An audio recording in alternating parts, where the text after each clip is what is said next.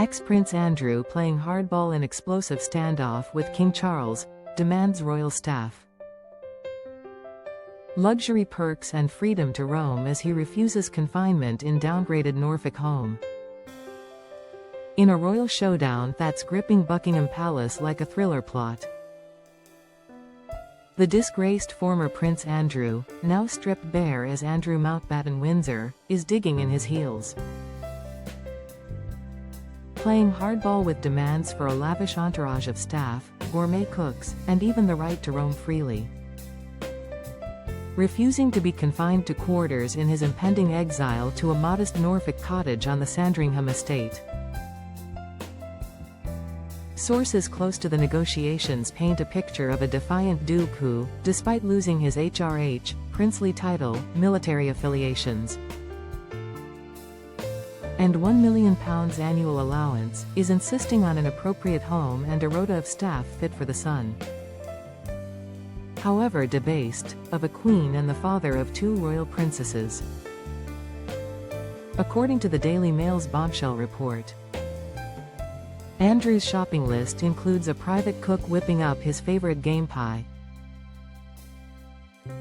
a full-time housekeeper, a secretary cum butler to manage his diary, what's left of it, and a team of gardeners to tend the grounds, all on the taxpayer's dime, or what's remaining of his brother's goodwill. The standoff centers on Andrew's eviction from the sprawling 30-room Royal Lodge in Windsor.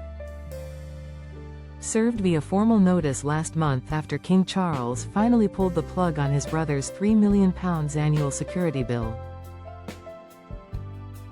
The proposed downgrade? A 5-bedroom cottage on the Sandringham estate, dubbed Wood Farm in some reports. The very same property where Prince Philip spent his retirement years in quiet isolation. But Andrew, 65, is reportedly horrified at the prospect of being confined there, demanding the right to roam without restrictions. He's even banned from riding in Windsor Castle grounds to avoid public sightings. A humiliating measure that sources say has left him furious and isolated. Disgraced Andrew, it is understood, is playing hardball, the insider revealed. He will certainly go quietly and allow the royal family to save face, but he has conditions and he isn't prepared to give much ground on them. At the top of his list, ironclad guarantees on long-term funding, with Prince William looming as future king. And no secret of his disdain for his uncle's scandals, Andrew fears his £250,000 a year pocket money from Charles could vanish overnight. There is the question of future-proofing any deal, the source added.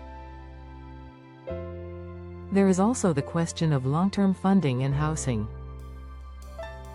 Andrew wants guarantees that whatever is agreed won't be ripped up when William takes the throne. The demands come amid fresh waves of scrutiny. Just last week, U.S. Congress ramped up calls for Andrew's testimony in the ongoing Epstein probes, while Liberal Democrats in Westminster push for a full Commons debate on his conduct. And the £3 million Royal Lodge renovations he allegedly funded with dodgy deals. Sarah Ferguson, still cohabiting at the lodge despite her cancer battles, is said to be desperately mediating, urging Andrew to compromise for the sake of daughters Beatrice, pregnant with her second child, and Eugenie, who remain firmly in the royal fold with Sandringham Christmas invites. Palace aides are reportedly exasperated. The king has been more than generous for decades, one told the Mail. But Andrew's refusal to accept reality is holding everything up. With the move slated for early 2026, negotiations drag on behind closed doors at Clarence House, where Charles, battling his own health issues, is said to be at the end of his tether.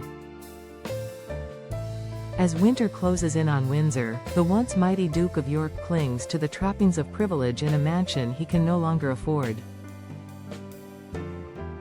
Will Charles cave to his brother's demands? Or will Andrew finally be forced into the quiet Norfolk cottage he dreads?